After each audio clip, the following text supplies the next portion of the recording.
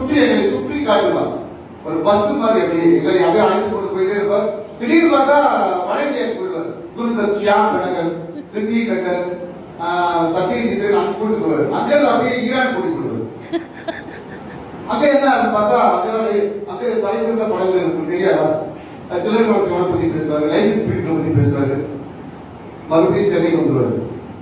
இப்ப சுத்தி காட்டும், உலகை சுத்தி காட்டும் ஒரு சுற்றுலா பயணி மாதிரி இருக்கும். ஒரு அழகான கவிதைன்னு கூட சொல்லலாம்.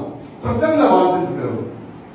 எங்கள் சந்திப்புக்கு பாத்தீங்கன்னா நாங்க பேசுற காலங்கள் எல்லாமே எப்படின்னா தேவையான பேசி இருக்காரு. ஒரு சினிமா இருக்கும், கடி புத்தகம் இருக்கும். அதை கடந்து சில ஊர்களை பற்றி சொல்வார். அப்படியே வர்ணிப்பார். நாங்க போயிருந்தேன், அவங்க ஒரு கடையில சூடா வரப்பட்டாங்க, நமக்கு ஏசி கொடுக்கும். என்ன அப்படின்ற மாதிரி இருக்கும். அவர் சாப்பிட்டு ஒரு மாதிரி சாப்பிட்டுருப்பாரு.